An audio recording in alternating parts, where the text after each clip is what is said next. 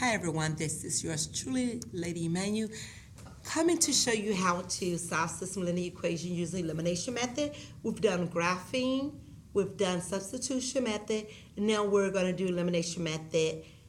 With the elimination method, let me start with example 1. And keep in mind, I'm not going to write the steps down. I'm going to verbally say it. So example 1, we're going to have the set W, the system W, not W, but negative V plus W equals 7, and V plus W equals 1, okay? With these, I will use the elimination method because I noticed that I had, well, the purpose of elimination is to eliminate one of the variables, okay? So if I eliminate one of the variables, I only have one variable left that I could solve for that value. So here I'm using adding. I'm going to add or subtract, whatever you want to call the two variables, but I'm labeled it 1 and 2. What I notice is in 1, I have a negative V, and 2, I have a V. They are opposite, so that means that I will eliminate it because of a negative V plus V is 0. Okay, so what I'm going to do is rewrite it because I don't want to mess with my original. I'm going to write negative V plus W equals 7. Then I'm going to write V plus W equals 1. I'm going to eliminate one of the variable first because I already have opposite. Okay, so that means I'm going to put a line there just like I'm about to add. It's like I'm adding both equations together in this case. So here I said negative V plus V, that's 0, so that cancel. Here I got a plus W, so I got 1W plus another W, that equals 2W. Bring my equal sign down. 7 plus 1 is 8. Okay, because basically I'm adding these two equations together. That's what I'm doing here. So what happened? I eliminated one of the variable that leaves me with one unknown. I can find that value. So in order for me to isolate the W, I have to divide both sides by that coefficient, which is 2. 2 divided by 2 is 1. That cancel out. That leaves me with 1W equals 4. 8 divided by 2 is 4. So I have one of the variable. Okay, so now I need to get my other variable value, which is V. So I'm going to either choose the first or second. It doesn't matter which equation you choose. You will get the same result.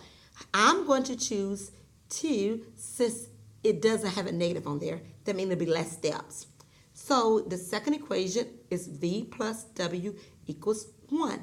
I'm going to substitute 4 in, the value that I found, for W. So I'm going to put V plus, instead of W, I'm going to write 4 equals 1. Now I want to isolate the V so I can know what the value is. So I'm going to subtract 4 from both sides. Negative 4, they're opposite, so it goes to 0. So V equals 1 minus 4 is negative 3. Okay. So therefore, my solution, and we usually put it in order, V, V, W, just your ABC order. So my solution would be negative 3, 4. So that would be the point of intersection. Negative 3, 4. Okay. To check or verify, so let me verify my solution. Okay.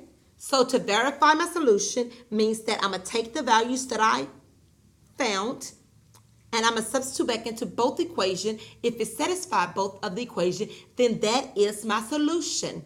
Okay. So here we go. Let me adjust this. Let it. Okay, here we go. Have my glass on. It seems like it's a little. Okay, so here we go. Okay, so I'm going to verify. So that means that I'm going to choose. Take my glasses off. So I'm going to choose the first one. And I'm going to say negative V plus W equals 7. I'm going to substitute in negative 3 for V. So I have negative. Then for V, I'm going to put negative 3. Notice I put that negative there because it's negative V. This is actually the value V, which is negative 3. Plus W is positive 4 equals 7. I'm just writing the equals 7 there. A negative times a negative is a positive, so that's positive 3 plus 4. The sum of 3 and 4 is 7. Bring down my equals, bring down my 7. This right here is it checks. Okay? So the point it checks, it makes this sentence true. So it satisfy that equation. Therefore, I'm going to have to check the next one because it has to satisfy both equations in order for it to be a solution to the system. So the second equation says v plus w equals 1. Remember v, we got -3, so I'm substitute -3 in for v, plus w, we got 4. So 4 substitute in for w equals 1, bring down the equals 1. -3 plus 4 is a positive 1. And you see what I wrote? And that's where I use the eraser. So -3 plus 4 is a positive 1. I don't need to write the positive sign. Okay, so that's the reason I went on. Let me erase that. We don't have to write positive. It's understood. So I have here, it satisfied that. So -3, 4, -3, 4 satisfied both equations. Therefore, this is the correct solution. I just verified the answer. Okay? So now, I'm not going to verify again, but whenever you need to verify or check or whatever you want to call it, make sure you understand what to do and you substitute those values in to make certain that it satisfies your equation. That was example 1. Example 2, let's use elimination method. For example 2, we're going to do x minus y equals -1. And -x plus w equals -1. Okay, we have these two equations. So I'm going to do the same thing. I'm going to do elimination. With the elimination, remember, we're trying to eliminate one of the variables because if we have one unknown, we're able to solve for the numerical value. Okay, so I'm going to rewrite the equations. I'm going to write x minus y equals -1. The second equation is -x plus y equals -1. We're going to combine these two equations with the addition, just adding it, or you can call it subtraction, whichever one you want to call it. So I'm going to say x and a negative x, they're opposite. So that's gone to 0. Hold up. -y plus y, that's gone to 0. So this is just 0. Bring down my equals. -1 minus 1 is -2. Hold up, wait a minute. I got a false statement. I have a contradiction, okay?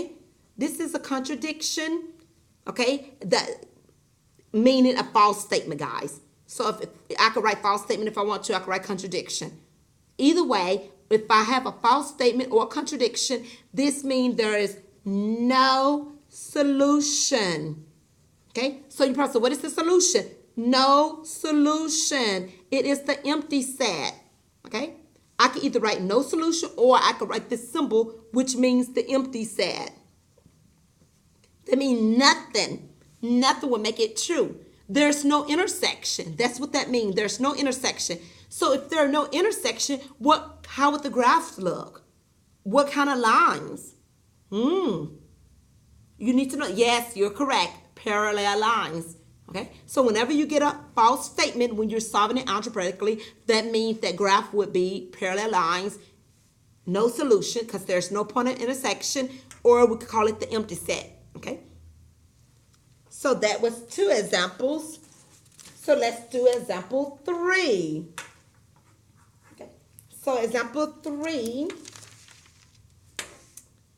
Trying to make sure doing enough for you guys. Make sure you remember that you could rewind these videos. You could slow the speed of my voice down, and you can look at it over and over and over, and make sure that you write the steps down. I'm verbally saying it. I'm not gonna write the steps. You have to write them yourself, okay? So that it can help you. Write down your step 1, step 2, step 3, step 4, and that will truly help you. Okay. So here we go. We have a system of linear equation. Both of these are written in standard form, which is good. Notice the other one was written similar to standard form, was sort of standard. It should be negative if it was standard. But anyway, we have this here.